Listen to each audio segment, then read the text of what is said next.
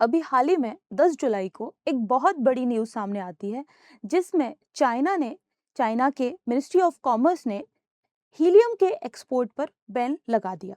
Hello everyone, welcome back to centre for ambition. My name is Nidhi और आज का हमारा टॉपिक जो है वो है हीलियम गैस के बारे में। चाइना ने रिसेंटली इस पे टेम्पररी बैन लगाया है, ठीक है। Remember this word, temporary ban लगाया है, परमानेंटली नहीं किया गया, बट स्टिल इससे एक क्योटिक सिचुएशन खड़ी हो गई है।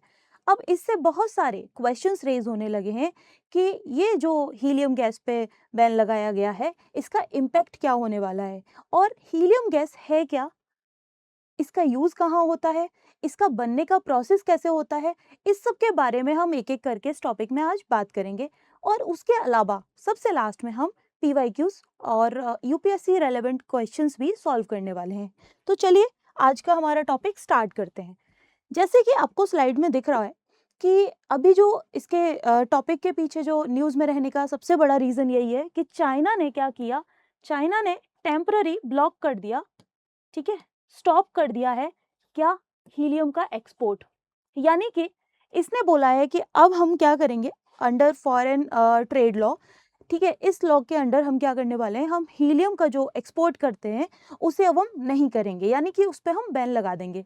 तो इससे क्वेश्चन ये रेज होता है कि क्या चाइना बहुत बड़ा प्रोड्यूसर है हीलियम का, ठीक है। इस तरीके से ये जो क्वेश्चन रेज होता है, और इसके अलावा अगर हीलियम का इस तरीके से रिजर्व किया जाएगा तो इससे आने वाले कौन से प्रॉब्लम्स हैं जो इंटरनेशनल ग्लोबली लेवल पे देखने को मिलेंगे, ठीक है। तो अभी होता क्या है कि चाइना जो है टेम्पररी बैन कर दिया है हीलियम के एक्सपोर्ट को, ठीक है, under a foreign trade law, okay. Amid worsening global helium shortage caused by disruption in West Asian supply chain due to Iran conflict। जैसे आपको पता है वेस्ट एशिया क्राइसिस, हम हर बार इसके बारे में बात कर चुके हैं, आज थोड़ा सा इसको शॉर्ट रखते हैं कि ईरान, इजराइल और यूएसए, इनके बीच में जो कॉन्फ्लिक्ट चल रहा था उसकी वजह से स्ट्रेट ऑफ हॉर्मुज पे जो इम्पैक्ट आता है उसकी वजह से कहीं ना कहीं ग्लोबली बहुत सारा ट्रेड, बहुत सारी चीज़ों का जो है डिसरप्शन हो जाता है। उसमें से एक है हीलियम गैस। तो हीलियम गैस के शॉर्टेज की वजह से चाइना ने क्या किया, अपने रिजर्व को सेव करने की कोशिश की और इस पर टेम्पररीली बैन लगा दिया है, ठीक है। अब उसके बाद ये जो मूव है is intended to secure domestic supplies for strategic industries, particularly semiconductor manufacturing, okay. अभी आपको पता होगा कि सेमीकंडक्टर जो है ना वो लाइक अ बैकबोन, ठीक है। आप कोई भी इंडस्ट्री में चले जाओ, आप कहीं भी कुछ भी यूज कर रहे हो, सेमीकंडक्टर का यूटिलाइजेशन, सेमीकंडक्टर यूज बहुत ज्यादा बढ़ गया है। तो सोचो कि सेमीकंडक्टर के यूज के लिए, मतलब सेमीकंडक्टर के मैन्युफैक्चरिंग के लिए हमें हीलियम की रिक्वायरमेंट होती है, और वही हीलियम क्या हो रही है अभी, उस पर कहीं ना कहीं उसकी जो डिमांड, उसकी जो सप्लाई है वो क्या है, शॉर्टेज हो रही है, ठीक है। अब ये किस तरीके से हमारे लिए मैटर करता है, मतलब क्या इम्पैक्ट पड़ेगा अगर चाइना इस पे जो है बैन लगा भी देगा तो, ठीक है। पड़ता है, कैसे पड़ता है, हीलियम एक स्ट्रेटेजिक इंडस्ट्रियल गैस है, ठीक है। और सबसे इंपॉर्टेंट चीज, जैसे हर चीज का एक ऑल्टरनेट होता है, हीलियम का कोई ऑल्टरनेट नहीं है, ठीक है। हीलियम का कोई सब्सटीट्यूट नहीं है, ठीक है। और इसके अलावा ये जो मूव है ये इंक्रीज कर देगा ग्लोबल हीलियम प्राइसेस को, ठीक है। ऑब्वियस सी बात है कि जब आप डिमांड सप्लाई की बात करते हो, इकोनॉमिक्स के कॉन्सेप्ट में जब आप जाते हो, किसी भी चीज की अगर डिमांड बढ़ेगी, ठीक है, और उसकी सप्लाई उतनी नहीं है, अगर इसकी डिमांड बढ़ रही है तो इसके ऑटोमेटिकली प्राइस क्या होंगे, वो भी बढ़ेंगे, ताकि जो सप्लाई है उसको क्या किया जा सके, उसको इक्विवेलेंट किया जा सके, ठीक है। तो बेसिकली अगर डिमांड बढ़ेगी तो ऑब्वियस ही बात है प्राइस बढ़ेंगे। तो इससे क्या होगा, जो ग्लोबल मार्केट है उसमें हीलियम के प्राइसेस बहुत ज़्यादा बढ़ जाएंगे, और इससे जो इंडस्ट्रीज़ हैं, हेल्थ केयर हो गया, डिफेंस हो गया, सेमीकंडक्टर इंडस्ट्रीज़ हो गए, इन सब में क्या होगा, और प्रॉब्लम्स देखने को मिलेंगे, ठीक है।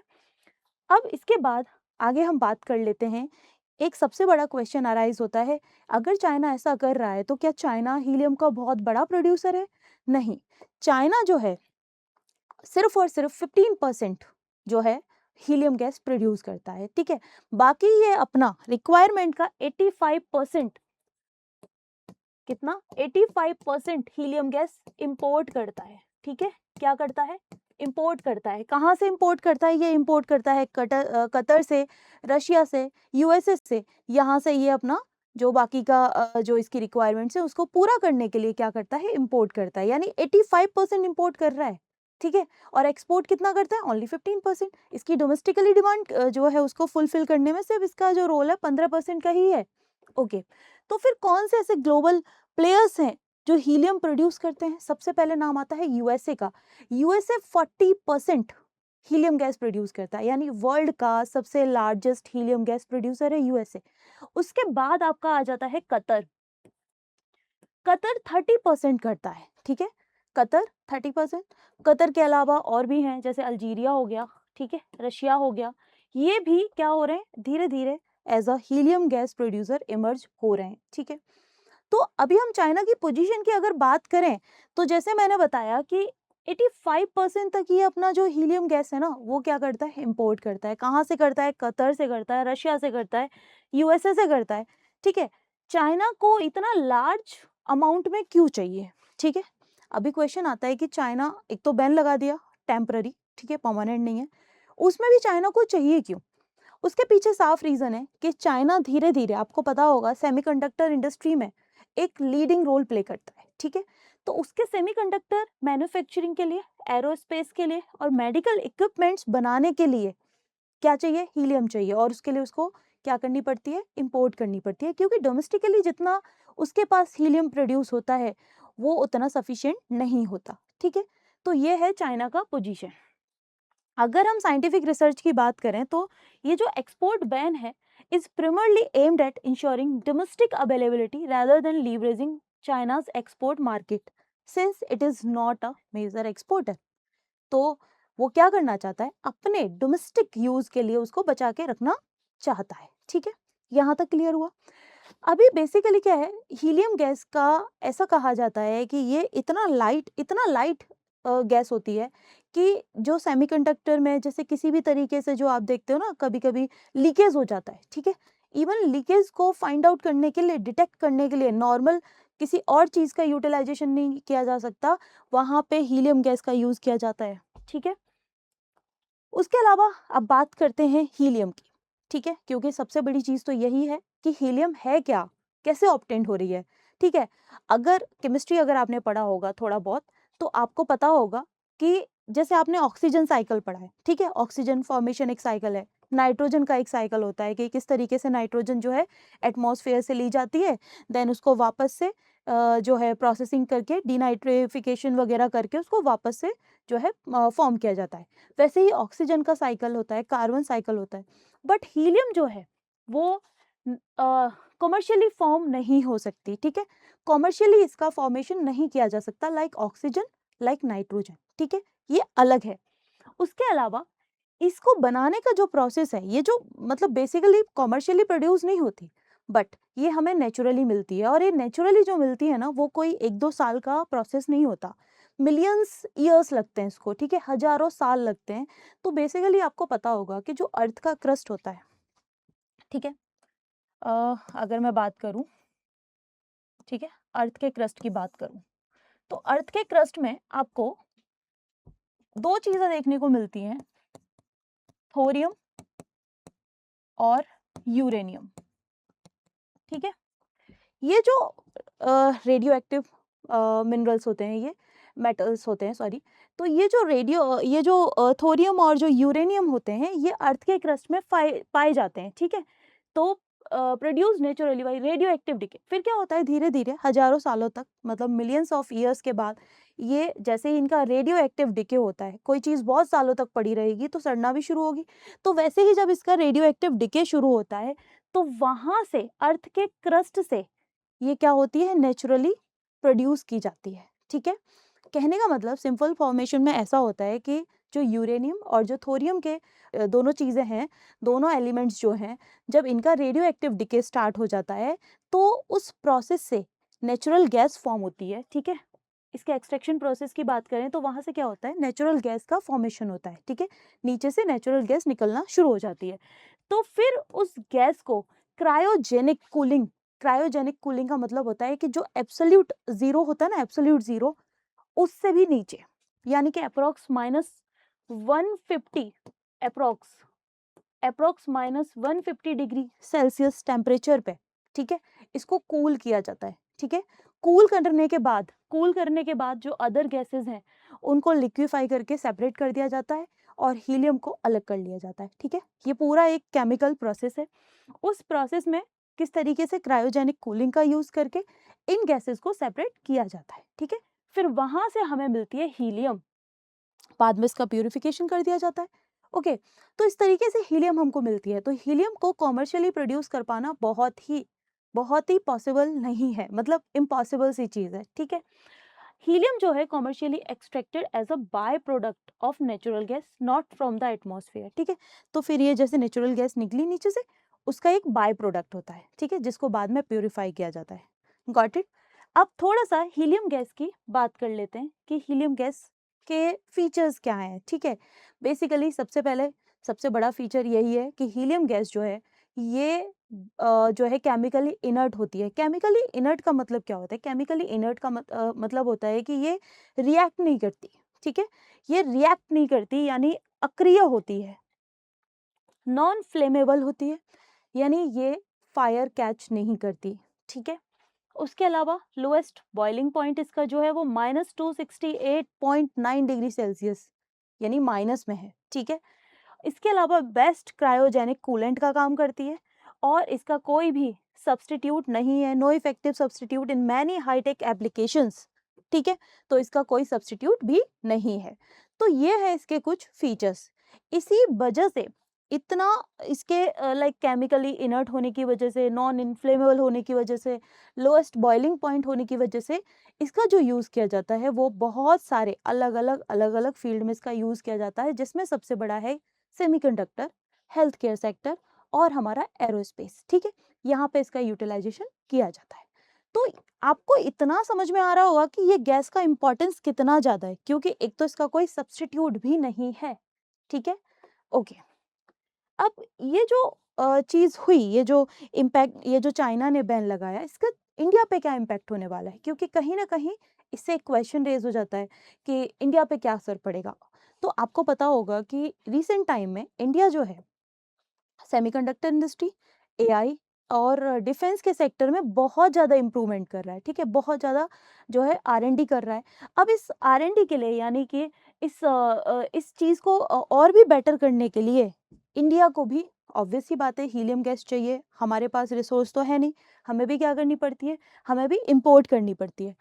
तो अगर मान लीजिए जैसे चाइना ने अभी बैन लगाया है, ठीक है, टेम्पररी उसको रोका है, वैसे ही अगर यूएसए कर दे, अगर वैसे ही रशिया कर दे या फिर कतर भी सेम चीज करने लगे, तो इससे क्या होगा? इंडिया के लिए भी प्रॉब्लम्स हो जाएंगी, क्योंकि इंडिया का आपको पता होगा सेमीकंडक्टर मिशन चालू किया है, जिसे सेमिकॉन इंडिया कहते हैं, ठीक है, जिसे क्या कहते हैं, सेमिकॉन इंडिया प्रोग्राम, ठीक है। अगर इसके लिए भी, क्योंकि ऑब्वियस सी बात है सेमीकंडक्टर चाहिए, सेमीकंडक्टर इंडस्ट्री में हमें क्या चाहिए, हमें हीलियम का जो है हीलियम की रिक्वायरमेंट होती है। अगर हीलियम कॉस्टली हो जाएगा तो कहीं ना कहीं जो हमारा प्रोग्राम है उसकी भी कॉस्ट बढ़ जाएगी, हमें और लागत मतलब और ज़्यादा पैसा डालना पड़ेगा, और ज़्यादा इसको ये हमारे लिए कॉस्टली हो जाएगा। दूसरा है स्पेस प्रोग्राम, ठीक है। लाइक हाँ, जैसे रॉकेट फ्यूल टैंक का प्रेशराइजेशन और पर्जिंग, पर्जिंग का मतलब होता है सफाई, ठीक है, यानी क्लीनिंग या फिर क्लीनिंग, ठीक है। तो जो हमारे रॉकेट टैंक वगैरह जो होते हैं उनकी पर्जिंग के लिए यानी उनकी क्लीनिंग के लिए हम क्या यूज़ करते हैं? हीलियम गैस का यूज़ करते हैं। इसरो जो है वो बेसिकली हीलियम गैस का यूज़ करता है। अगर मान लीजिए कि हीलियम कल को बहुत कॉस्टली हो जाता है, ठीक है, उसके प्राइस बढ़ जाते हैं, तो क्या होगा? ये परचेज कर पाना फिर हमारे लिए उतना फीजिबल नहीं हो पाएगा, हमें और ज़्यादा पे करना पड़ेगा। तो कहीं ना कहीं हमारे स्पेस प्रोग्राम के लिए भी प्रॉब्लम हो जाएगी। And third one is health care, like MRI machines, इनमें लिक्विड हीलियम का जरूरत होता है to cool superconducting magnets, क्योंकि अभी हमने पढ़ा कि इसका बॉइलिंग पॉइंट माइनस में था, -268 नियर अबाउट। तो सोचो कि इतना ज़्यादा इफेक्टिव है, इतना ज़्यादा एफिशिएंट है ये गैस कि इसका यूज़ किया जाता है एमआरआई मशीन्स में उनको कूल डाउन करने के लिए। तो अगर ऑब्वियस ही बात है महंगा होगा तो यहाँ भी असर पड़ेगा। साइंटिफिक रिसर्च ठीक है, यहाँ पे जो क्रायोजेनिक इक्विपमेंट्स यूज होते हैं मे फेस इंक्रीज्ड ऑपरेशनल कॉस्ट। ठीक है, इंडस्ट्रियल सेक्टर हो गया आपका, इलेक्ट्रॉनिक्स हो गए, फाइबर ऑप्टिक्स हो गया, वेल्डिंग हो गई। इसके अलावा लीक डिटेक्शन, मैंने जैसे बात की कि अगर लीक डिटेक्शन करना है तो सबसे बेस्ट सोर्स होता है हीलियम गैस। ठीक है, ये इतना लाइट, ये इतना छोटे इसके पार्टिकल्स होते हैं, लाइक कि ये इजीली किसी भी लीक को डिटेक्ट करने में बहुत फीजिबल होते हैं, तो ये भी हमारे लिए कहीं ना कहीं इम्पैक्टफुल रहेगा। इसके अलावा इंडिया को क्या सीखना चाहिए, क्या स्ट्रेटेजिक लेसन हो सकता है इंडिया के लिए कि diversify helium import sources, recover helium from domestic natural gas fields. खुद को सेल्फ रिलायंट करने की ज़रूरत है। ठीक है, हम यूएसए, रशिया या कतर के भरोसे नहीं रह सकते या किसी एक कंट्री पे डिपेंड नहीं हो सकते, हमें डाइवर्सिफाई करना पड़ेगा। डाइवर्सिफाई करने का मतलब होता है कि हमें अपने रिसोर्सेज को मल्टीपल रिसोर्सेज में कन्वर्ट करना पड़ेगा। मतलब हम सिर्फ यूएसए, रशिया या किसी कतर जैसे किसी एक कंट्री पे डिपेंड नहीं हो सकते, हमें मल्टीपल सोर्सेज देखने पड़ेंगे। उससे भी ज़्यादा हमें सेल्फ रिलायंट होने की कोशिश करनी चाहिए, यानी कि हमें ज़्यादा से ज़्यादा खुद से नेचुरली इसको फाइंड आउट करने की कोशिश करनी चाहिए। ठीक है, इसके अलावा अब इसके ऊपर कुछ पीवाईक्यूज, कुछ प्रीलिम्स के प्रैक्टिस क्वेश्चंस डिस्कस कर लेते हैं। आप इनके आंसर्स प्लीज कमेंट बॉक्स में लिखिएगा। ठीक है, you can take a screenshot. Okay, आप स्क्रीनशॉट ले सकते हो इसका, फिर उसके बाद हम क्वेश्चंस डिस्कस करेंगे। Okay okay okay, first question is consider the following statement regarding helium. Okay, helium के बारे में बात कर रहे हैं। Helium is commercially extracted mainly from natural gas. पहला स्टेटमेंट है कि जो हीलियम है वो कमर्शियली एक्सट्रैक्ट किया जाता है फ्रॉम द नेचुरल गैस। ठीक है, अभी मैंने पढ़ाया था। दूसरा है helium is produced naturally bye radio active decay of uranium and thorium. ठीक है, ये भी स्टेटमेंट अभी हमने पढ़ा था। And third one is helium is highly flammable. अगर ये होती तो क्या पॉसिबल था हीलियम का इतना सारा यूज कर पाना? तो आप समझ ही गए होंगे कि आंसर क्या होता है। ठीक है, आंसर क्या होगा इसका आप कमेंट बॉक्स में लिखिएगा। And second question is which of the following sectors critically depend on helium. कौन से ऐसे सेक्टर्स हैं, क्योंकि अभी हमने लाइन वाइज सारे सेक्टर्स के बारे में बात किया था कि कौन कौन सा सेक्टर है जो हीलियम गैस के ऊपर डिपेंड करता है। Number one is semiconductor manufacturing, number second is MRI machines, third one rocket propulsion system and fourth is quantum computing research. So now अगर आप इन चारों ऑप्शंस को ध्यान से देखोगे तो आपको याद आएगा कि आपने चारों आंसर्स कहीं ना कहीं पढ़े थे। ठीक है, चारों ऑप्शंस आपने पढ़े थे, तो उस तरीके से आप बताइए ए बी सी डी क्या इसका आंसर होगा, प्लीज कमेंट बॉक्स में जरूर लिखिएगा। ये था हमारा आज का सेशन जो कि हीलियम गैस के ऊपर था। ठीक है, तो आज अगर आपको ये पसंद आया हो session, like share and comment. कल मिलते हैं आपको फिर से नेक्स्ट किसी और टॉपिक के साथ जो कि हमारे यूपीएससी और यूपीपीसीएस के लिए उतना ही रेलेवेंट होने वाला है। Thank you so much.